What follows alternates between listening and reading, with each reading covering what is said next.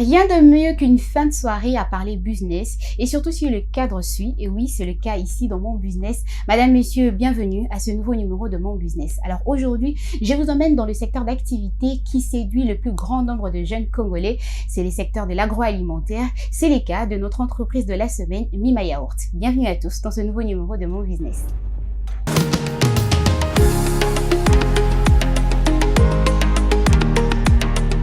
Malgré son état élémentaire, faute des technologies, des conservations et des outils de transformation, le secteur agroalimentaire en RDC offre tout de même des aubaines aux entrepreneurs. Des aubaines qu'a su saisir Madame Jemima Lotangué, l'invitée de ce numéro, pour mettre sur pied Mima Yaourt, une entreprise tournée vers la production et la commercialisation des yaourts onctueux et savoureux. Mima Yaourt met un accent particulier dans la fabrication de ce produit, de façon à vous garantir des moments de dégustation hors pair.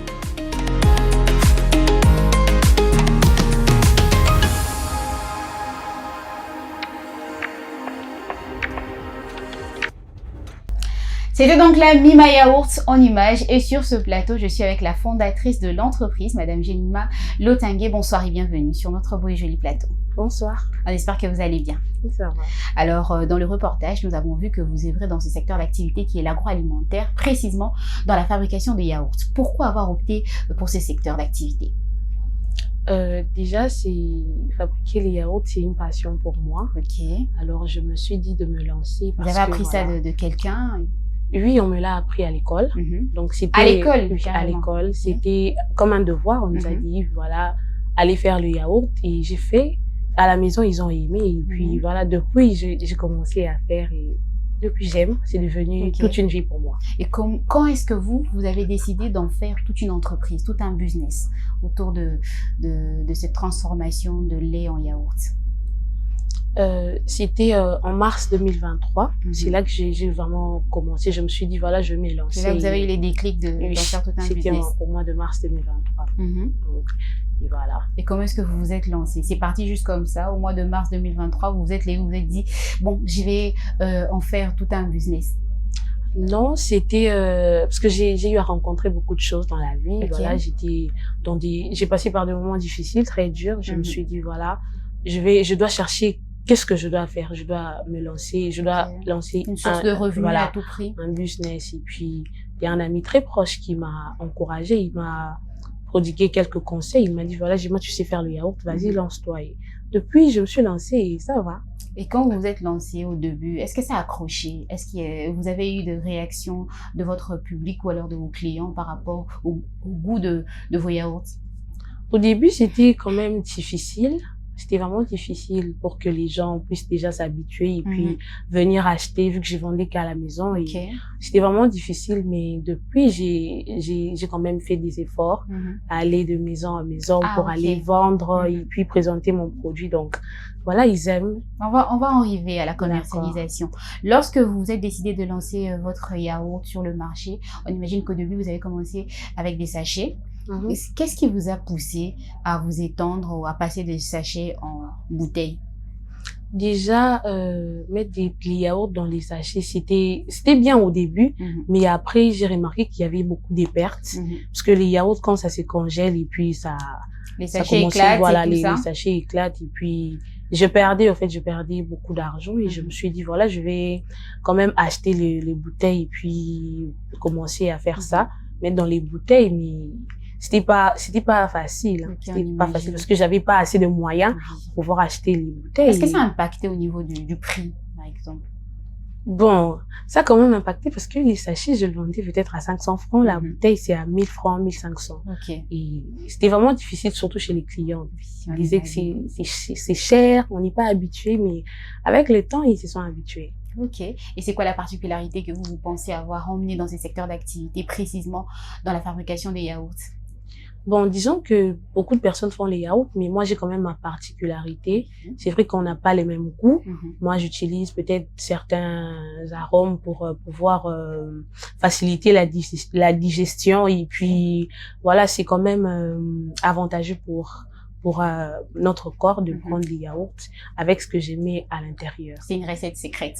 Mais je préfère pas dire trop là-dessus. Est-ce qu'il y a des éléments que vous rajoutez comme arômes? Vous vous basez sur des arômes précis jusqu'ici? Ouais, jusque-là, Il y a combien de parfums? Parce que c'est comme ça qu'on... j'utilise que 2 parfums jusque-là, banane et puis la fraise. Banane et fraise. Et vous avez un bon retour là-dessus? Oui, ça va. C'est bien accueilli. Les gens aiment. Ils aiment en tout cas. Alors, au début de votre intervention, vous avez mentionné les difficultés. Vous avez dit que c'était pas facile de vous lancer dans ces secteurs d'activité. On aimerait s'étaler là-dessus par rapport aux difficultés que vous avez rencontrées au début jusqu'à maintenant. C'est quoi ces difficultés? Déjà au début, c'était pas facile pour moi d'aller au marché acheter, vu que je suis seule. Et déjà que j'ai dit que je n'avais pas assez de moyens. Et puis, déjà les services de livraison aussi, ça posait problème. Parce que vous ne faites que la livraison jusqu'ici. Oui, juste à la maison. À la maison, à l'école, partout. Des livraisons à domicile. Des livraisons à domicile. Et vu que je suis seule, jusque-là, je n'ai pas encore assez de moyens pour engager peut-être une personne, un livreur, pour pouvoir livrer, donc faire ces livraisons. Toute seule. Oui. Okay. Donc, c'était vraiment pas facile pour moi. Plus les études, ça aussi, c'est une autre difficulté. C'est ça. C'était tout un problème. Mais jusque-là, je fais quand même 3 livraisons par jour pour pouvoir me faciliter aussi la tâche. Okay. Donc, les difficultés, si on peut essayer de revenir là-dessus, c'était par rapport aux tâches que vous-même, vous êtes en train de faire, c'est-à-dire vous touchez un peu à tout. Et aussi par rapport aux livraisons. Et au niveau de l'acceptation, au début de l'émission, vous avez dit que c'était pas facile de persuader une personne à commencer à consommer vos produits. Comment est-ce que vous vous êtes pris? Votre speech seulement? Déjà, ou c'est aussi par rapport au goût de vos produits? Le goût, parce que mes clients aiment quand c'est lourd. Quand c'est trop léger, ils n'aiment pas. Ça aussi, c'est une particularité. Donc, voilà, vous offrez des yaourts qui sont beaucoup plus lourds. Très lourds. Et donc, c'est juste ça. Hein. Et puis, avant, j'avais quand même... Parce qu'une personne, un client, pour venir acheter, il doit d'abord goûter. Et moi, je pouvais faire, peut-être, tu viens acheter 2 bouteilles, je rajoute une bouteille pour pouvoir amener dégustation. Plus, voilà, pour ramener plus de clients. Donc, et à présent, on va parler de cette procédure-là de fabrication de votre yaourt. Comment est-ce que vous vous y prenez? Pour fabriquer les yaourts. Et puis l'approvisionnement des matières qui entrent en compte dans la fabrication de vos produits jusqu'à la mise en boîte. Déjà, je vais au marché, je fais des achats, j'achète les bouteilles, les laits, le sucre, tout ce qui va avec. Vous achetez par rapport à une quantité demandée, par rapport à vous-même, par rapport à la demande sur le marché? Non, déjà, j'ai mon plan. Voilà, à la maison, je peux peut-être me dire que je vais faire 100 bouteilles, ou soit 80. J'ai déjà mes bouteilles à la maison, vu que j'achète déjà en avance. Et là, je vais juste rajouter le lait, le sucre, tout ce qui va avec. Je ramène à la maison, je fais, et puis je mélange, je fais le mélange, je laisse fermenter pendant une certaine durée. Et puis, le lendemain, je vais venir faire le mélange ensuite pour mettre dans les bouteilles. Et la mise en bouteille, c'est fait par vous-même? Oui, je le fais moi-même avec la main. Par vous-même à la main. Ok, ça, on demande d'avoir une fois sur place chez vous. Est-ce que vous offrez seulement ces formats-là? Ou alors il y a d'autres formats que vous offrez? Il y a d'autres formats. Celui-ci, c'est de 150 millilitres. Et puis, je fais aussi les bouteilles de 250 millilitres. Ok, toujours avec vos 2 arômes qui sont sur le marché, banane et fraise. Oui, toujours avec ces arômes. Alors, on a parlé de la transformation de vos produits. J'aimerais qu'on parle à présent de la commercialisation. C'est vrai que vous avez effleuré cette partie un tout petit peu, mais on aimerait entrer en profondeur par rapport en ce qui concerne la commercialisation et la distribution de vos produits. Déjà, je vends à la maison. Je vends à la maison quand je fais et je poste aussi sur les réseaux sociaux, WhatsApp, Facebook, TikTok aussi. Et je vends à la maison, à l'église aussi, je ramène mon seau. Et surtout à l'université. Déjà, à l'université, on m'appelle vendeuse de yaourts. Donc, c'est comme ça que je fais pour vendre. Donc, on imagine que le marketing est à fond dedans. À fond dans ce que vous faites. Alors, pour une personne qui aimerait se faire livrer vos produits, comment est-ce que cette personne doit s'y prendre? Déjà, sur la bouteille, il y a mon numéro. Quand je vends et que tu as besoin de commander ou soit tu as besoin de consommer. Et sur ce plateau, les personnes qui nous suivent n'ont pas votre bouteille en main. C'est quoi votre numéro de téléphone? Oui, il y a mon numéro de téléphone, c'est le plus 243 82 00 69 812. Ok. Est-ce que vous avez une page sur les réseaux sociaux qui essaye de nous montrer en long et en large ce que vous proposez comme produit? Oui, j'ai une page Facebook. Voilà, c'est écrit Jemima Lotangué. Jemima Lotangué, c'est là que vous présentez tous vos produits. Jusqu'ici, c'est les yaourts. On imagine que vous avez des projections dans le futur. Comment voyez-vous Mima Yaourts d'ici 15-10 ans? J'aimerais au fait devenir peut-être producteur de yaourt, hein, Une dans référence. l'avenir, voilà, dans l'avenir, pourquoi pas même international. Mhm. Donc c'est vraiment ça mon idée au fait, parce que chaque jour, tous les jours, je pense toujours à ça. Mima yaourt demain, Mima yaourt après-demain. Toujours Donc, sur vos deux parfums, ou alors vous pensez peut-être à apporter d'autres parfums dans les jours j'aimerais qui apporter, viennent, ou alors vous divertir, j'aimerais apporter d'autres choses, Mhm. pouvoir essayer, voir ce que ça va donner. ou alors changer peut-être, ou évoluer en termes de bouteilles, passer peut-être de bouteilles en pot, des pots Oui, en pourquoi bidon, pas. on ne sait jamais. On ne sait jamais, c'est aussi une très bonne idée en tout cas. Alors, j'aimerais que vous puissiez lancer un message fort à ces personnes qui nous suivent, un message attractif pour les pousser à consommer Mima Yaourt. Votre caméra est juste là. Voilà, en tout cas, à toutes les personnes qui me suivent, je vous demande de consommer mon yaourt puisque c'est trop bon. Mhm. C'est trop bon, c'est très bon et puis surtout pour votre santé, vous avez besoin de prendre du lait et surtout pour ceux qui ont des maux d'estomac, Mhm. c'est conseillé de prendre le yaourt pour vous soulager et aussi ça facilite la digestion, ça vous rend fort, ça renforce vos muscles, les dents et tout. Donc voilà. Mima Yaourt. Mhm. Alors, pour ces personnes, lorsque vous avez parlé de consommation de lait, pour ces personnes qui ont des problèmes au niveau des intolérances lactose, en lactose, des problèmes pour digérer le lait, est-ce que pour ces personnes dans l'avenir, vous prévoyez une solution, peut-être offrir des yaourts écrémés pour leur faciliter la digestion dans ce sens? Ah oui, hein. Oui, en tout cas, je suis dans ce processus-là. Vous êtes dans ce processus. Oui. En parlant de processus, vous êtes une jeune entreprise, vous êtes une start-up, vous êtes en procédure de formalité, vous êtes sur cette voie-là. Est-ce que vous avez déjà projeté en termes de stratégie, certifier votre produit? Déjà, je me dis d'organiser des formations, des conférences, histoire de booster mon business. Ok. Mais je suis encore dans ce processus-là pour avoir des papiers pour plus de fiabilité. Okay, la formalité, oui, voilà. l'approbation de l'OCC, tout cela. C'est parce que c'est ce qui vous attend derrière. Oui. Vous êtes déjà dans ce procédure-là. Oui, bien que ça dure encore, mais mais pas facile. On est là, on attend toujours. En tant que jeune entrepreneur, c'est quoi la plus grande difficulté? On va essayer de mettre de côté votre secteur d'activité. On va généraliser en tant que jeune entrepreneur. C'est quoi la plus grande difficulté qui vous ait été présentée devant vous? En tout cas, c'est le faute de moyens. Parce que j'aimerais peut-être faire une très grande productivité, mais je vois que je n'ai pas assez de moyens pour pouvoir le faire. Donc, c'est vraiment une très grande difficulté pour moi. Ok, vous avez effleuré la formation, on va en revenir, mais j'aimerais quand même qu'on reste sur le moyen.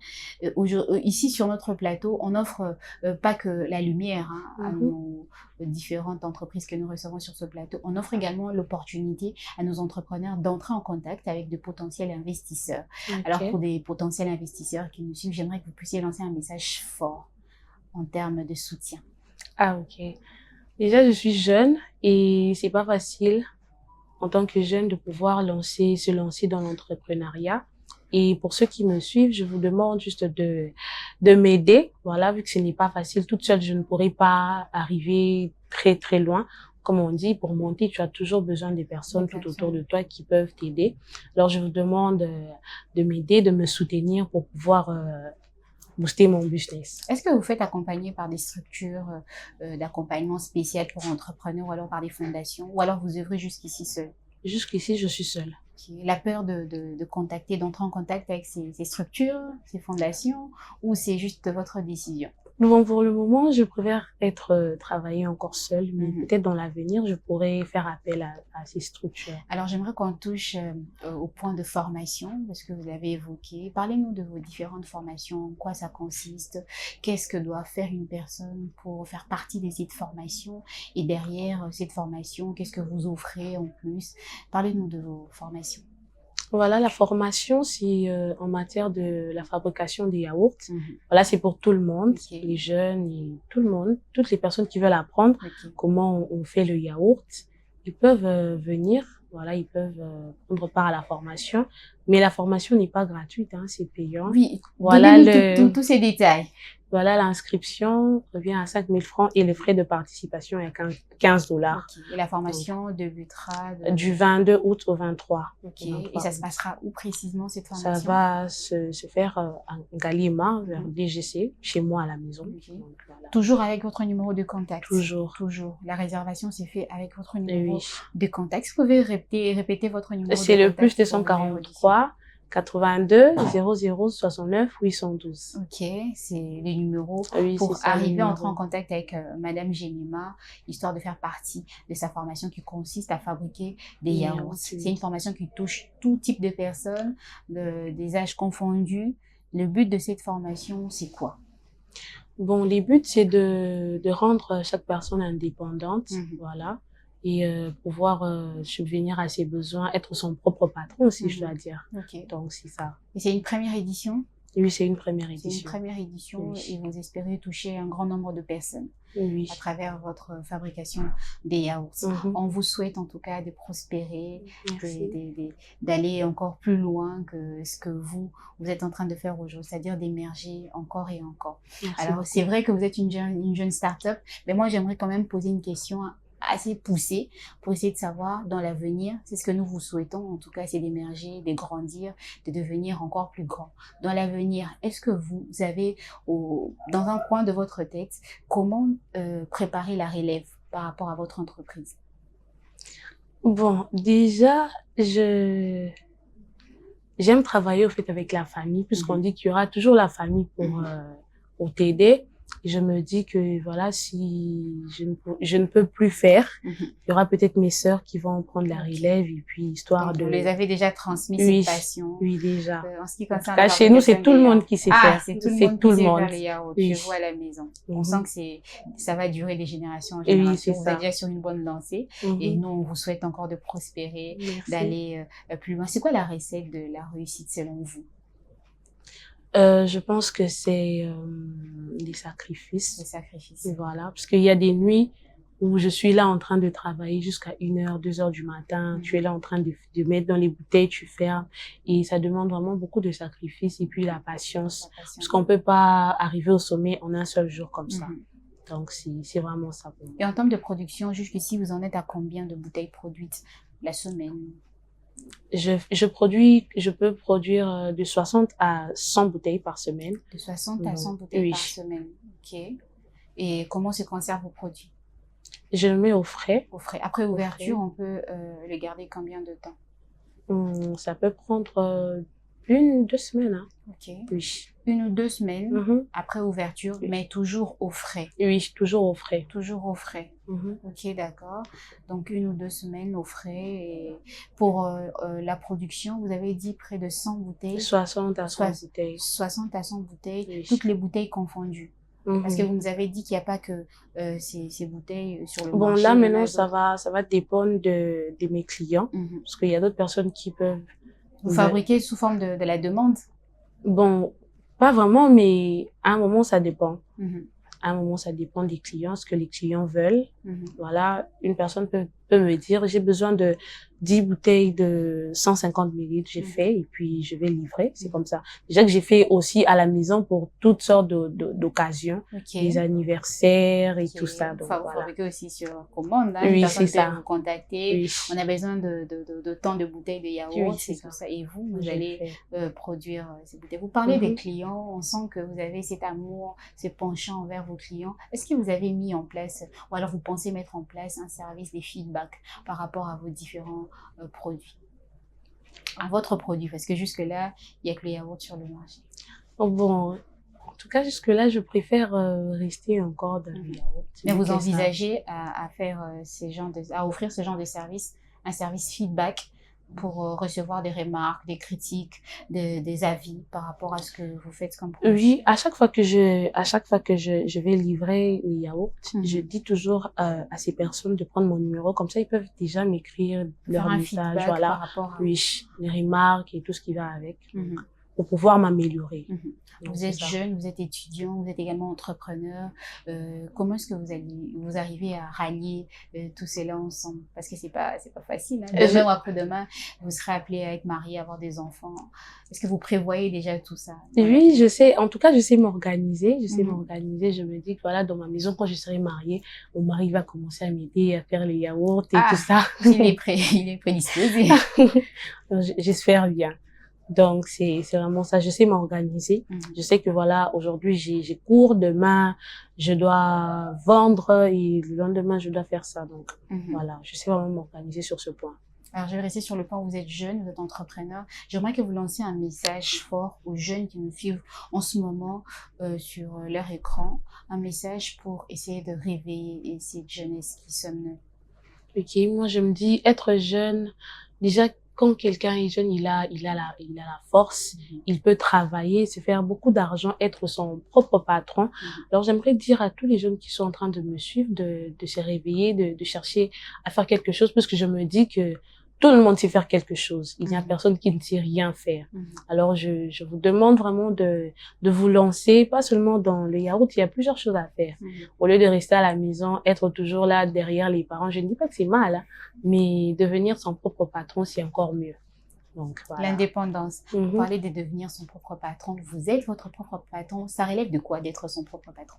Voilà, c'est réveiller le matin. Tu sais que tu as ton travail, ton business, tu fais le yaourt, tu as des comptes à rendre à personne. Donc voilà, tu as tes bénéfices. Mais il y a aussi le revers de la médaille. Parce que c'est pas le tableau que vous brossez d'être son propre patron, c'est beaucoup plus rose. Il y a aussi les difficultés. Oui, il y a aussi les difficultés, mais on est là. Vous tenez bon. Oui. C'est quoi les qualités qu'il faudrait renfermer en soi pour arriver à tenir bon lorsqu'on est son propre patron? C'est comme j'étais en train de dire, beaucoup de sacrifices. En tout cas, j'ai connu beaucoup de difficultés en matière de pertes. Hein. J'ai pleuré même.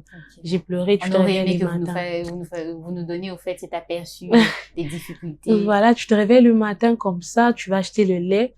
Une fois que tu les mets dans le bassin pour pouvoir faire les mélanges, le lait ne se fermente pas. Donc, c'était vraiment dur pour moi. J'ai fait ça une fois, deux fois, trois fois. J'ai pleuré même. Je disais à maman, non, j'arrête. En tout cas, je ne vais plus faire. Mais elle m'a quand même soutenue, voilà. La détermination. Donc, voilà, surtout je me disais que je vais continuer à faire jusqu'à ce que ça va marcher. Merci, Madame Jemima, d'avoir été avec nous sur ce numéro de Mon Business. On est pratiquement arrivé à la fin de notre interview. Pour une personne qui vient de nous prendre maintenant capter maintenant Innov TV, Mon Business, on parle de Mima Yaourt. C'est quoi Mima Yaourt? Mima Yaourt, c'est une entreprise où je fabrique rien que les yaourts, voilà, pour pouvoir atteindre un certain nombre de personnes à consommer mon yaourt. Donc, c'est rien que ça. C'est rien que ça. Et les yaourts qui renferment des particularités, évidemment. Voilà, le yaourt. Dans mon yaourt, il y a beaucoup de saveurs. Disons qu'il y a 2 saveurs, voilà. Je mets la banane et puis la fraise, qui est très bon pour notre santé, voilà. Les éléments que renferment vos yaourts, ce sont des éléments qui sont propices à la santé, qui sont bénéfiques à la santé et ce sont des éléments bénéfiques. Ouais, parce que j'ai eu à faire quelques recherches et on m'a dit que le lait, déjà en soi, le lait, c'est très bon pour la santé. Et surtout le yaourt. Le yaourt encore plus. Merci Madame Jemima d'avoir été avec nous. C'est fait un plaisir pour nous de vous recevoir sur notre plateau de Mon Business. On espère que vous avez aimé. Oui, j'ai vraiment aimé. Merci à vous. Merci chers téléspectateurs. La suite, c'est avec Sam Moutoni dans 1+.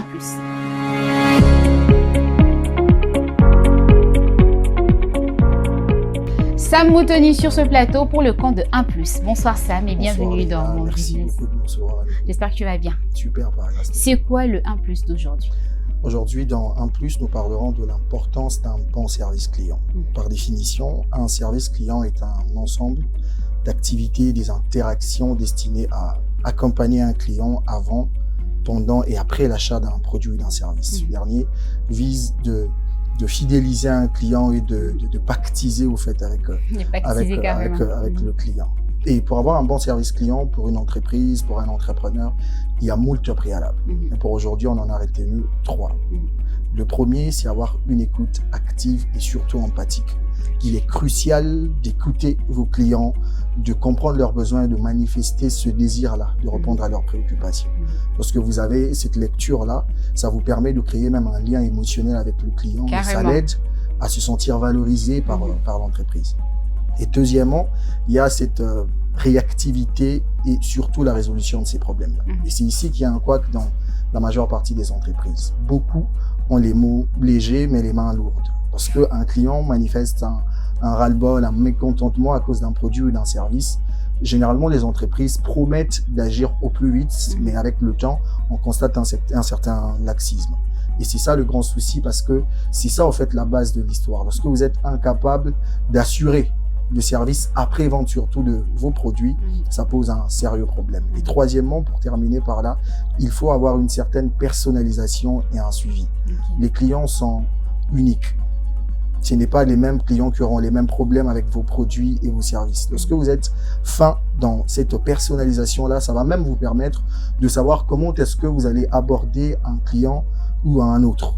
Et avec même ces données-là, le plus important aussi, c'est que ça vous permet, comme je l'ai dit au départ, de personnaliser vos services pour continuer à fidéliser et à garder l'attention de vos clients. Est-ce que ces services-là, c'est pour tout type d'entreprise? Une petite entreprise peut aussi se permettre de lancer ou alors de mettre sur le pied ces services-là de Je crois que toute entreprise, il est important d'avoir un bon service client. Il n'y a pas à un moment donné, il faudrait lancer ou alors au début? Est-ce qu'il y a un moment précis? Je crois que c'est proportionnel à ce que vous avez comme plan d'action et aussi de la capacité de votre entreprise. Parce qu'au début, il y a certaines entreprises qui n'ont peut-être pas assez de moyens pour avoir cette lecture après la vente ou le service qu'ils proposent. Mais après, il est hyper important parce que vous avez toujours besoin de cette réaction de vos clients, des avis de vos clients pour savoir comment est-ce que vous pouvez améliorer vos produits ou vos services. Donc, il est important, même avec un coût moindre, de s'assurer que le minimum est requis pour permettre aux clients de vous apporter leur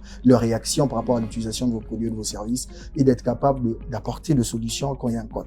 Est-ce que c'est facile à mettre en place un service d'après-vente, de suivi pour le client? Je crois que c'est difficile avec la technologie qui est avancée aujourd'hui. Vous ne pouvez pas lancer une entreprise aujourd'hui si vous avez cette difficulté à être présente dans le monde digital. Aujourd'hui, si vous vendez, vous avez sûrement une page Facebook où vous communiquez avec vos clients. Il est possible que même certains qui n'ont pas cette amabilité-là de vous écrire inbox puissent laisser un commentaire par rapport à l'utilisation de vos produits. Et ces informations-là vont vous permettre de contacter les clients ou de discuter avec ce dernier et de proposer une solution à son problème afin de le garder en haleine. Sam Moutoni, c'était tout pour Un Plus d'aujourd'hui. Ça a été un plaisir. Plaisir partagé. J'ai remarqué que tu dis ça tout le temps. Merci Sam. Merci à vous, chers téléspectateurs. On vous donne rendez-vous très prochainement. Portez-vous bien et très bonne suite de programme sur Innov TV.